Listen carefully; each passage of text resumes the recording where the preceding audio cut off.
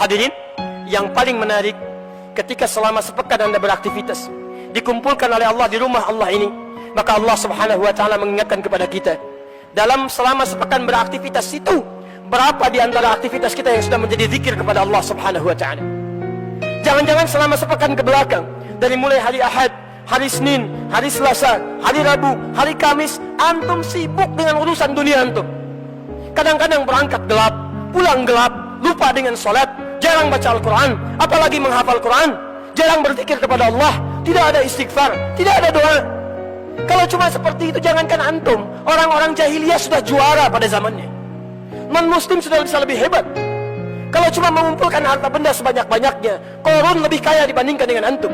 Wa inna mafatihahu latanu'u bil husbah, latanu'u bil usbah. Yang kunci-kuncinya saja, kalau dipikul oleh orang terkuat di zamannya, tidak mampu untuk dipikul. Kalau cuma bangga dengan kepemimpinan, Fir'aun lebih hebat dibandingkan dengan antum, dengan segala pasukannya, dengan segala kehebatannya. Tapi apa yang terjadi? Itu tidak bernilai di hadapan Allah subhanahu wa ta'ala. Seakan-akan Allah ingin sampaikan kepada kita, tipikal orang beriman beda dengan orang yang belum beriman. Orang beriman tidak hanya mencari dunia dalam sepekan kehidupannya, maka persiapkan akhirat Anda, karena satu saat kita akan berpulang kepada Allah subhanahu wa ta'ala. Jangan-jangan Anda sibuk mencari dunia, berangkat gelap, pulang gelap, mencari sesuatu untuk kemewahan dunia Anda. Ingin rumah seluas-luasnya, ingin harta benda sebanyak-banyaknya, ingin mobil semewah-mewahnya. Padahal Anda yakini demi Allah, ketika masuk ke alam kubur, semua itu tidak akan dibawa. Maka pertanyakan pada diri Anda hingga saat ini, pulanglah ke rumah, cek keluarga Anda, lihat bagaimana salat Anda sampai dengan hari ini. Jangan-jangan dari kemarin, untuk yang fardu saja bukan sunnahnya, masih terlambat dikerjakan. Jarang Anda salat di masjid, Quran masih belum dihafalkan, untuk baca masih belepotan. Hadirin, seorang Mu'adh, anak kecil usia 4 tahun, tinggal di kota Asyut, di Mesir. Matanya buta, tidak mampu melihat.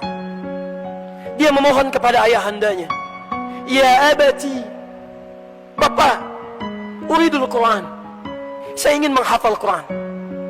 Maka difasilitasi oleh ayahandanya menempuh jarak 20 km dengan kendaraan motor yang sangat sederhana. Masya Allah. Kemudian diajak dia, singkatnya, menemui syekhnya. Dalam perjalanan, Masya Allah, ya, diatur oleh ayahandanya. Setiap di jalan Mu'adh bacakan Qurannya, ayahnya menyimaknya. Begitu demikian sampai dengan kemudian Mu'adh hafal Quran. Mu'adh hafal Quran. Anaknya yang buta hafal Quran, ayahnya mengantar tidak hafal Quran. Tapi yang paling menarik, secara singkat, ketika anak ini sudah hafal Quran, dalam keadaan buta, sanggup menghafal Quran dengan bacaan yang sangat indah itu, tiba-tiba datanglah kemudian seorang reporter dari Kuwait, karena kisahnya viral di media sosial. Datang seorang reporter dari Kuwait mewawancara anak kecil ini.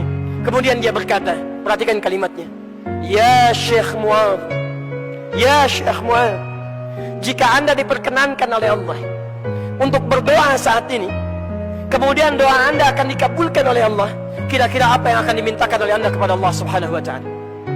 Perhatikan kalimatnya, "Wallahi, demi Allah, wallahi, demi Allah, saya sejak mulai menghafal Quran, dalam keadaan mata saya buta ini, sampai dengan saat ini, kalaulah saya diperkenankan untuk bermohon kepada Allah dan dikabulkan, saya akan meminta kepada Allah 2 hal dalam kehidupan saya. Pertama, perhatikan kalimatnya, wallahi, saya akan minta kepada Allah agar Allah terus membutakan mata saya sampai dengan kiamat. Agar Allah terus membutakan mata saya sampai dengan kiamat. Karena dengan buta mata inilah Allah berikan Quran kepada diri saya. Saya takut kalau kemudian mata saya bisa melihat lagi, tiba-tiba mata saya bisa bermaksiat kembali, melihat yang dilarang oleh Allah subhanahu wa ta'ala, yang dengan itu menghilangkan Al-Quran yang telah saya hafalkan." Anak 4 tahun, matanya buta, tidak bisa melihat, dia menghafalkan Quran untuk menjaga dirinya supaya tidak berbuat maksiat dalam kehidupannya. Anda diberikan 40 tahun, 50 tahun, mata bisa melihat. Apa yang akan Anda gunakan dengan mata yang bisa melihat itu? Jangan-jangan sampai hari ini hanya Anda bisa mengumpulkan maksiat saja. Jangankan menghafal Quran, membaca Al-Quran pun masih belum baik dalam bacaan kita. Kalau dengan usia yang diberikan sampai saat ini, Anda belum menyiapkan bekal ibadah juga, dengan cara apa lagi Allah bisa menambah usia Anda? Hadirin, yang kedua ini yang paling indah. Dan disinilah kita akan menutup khutbah kita dengan bermohon kepada Allah subhanahu wa ta'ala. Perhatikan apa yang disampaikan Mu'adh.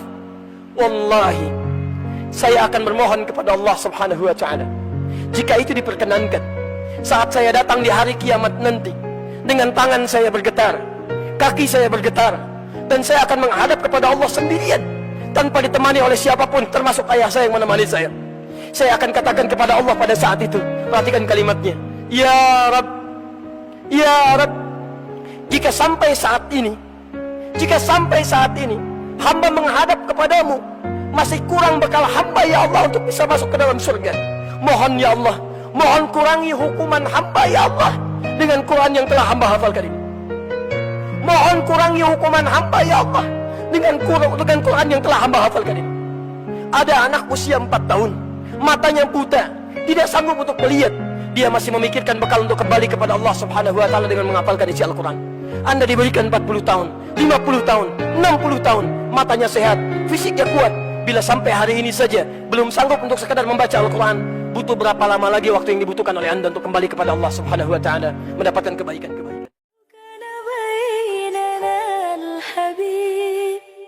لدنا القاس والقريب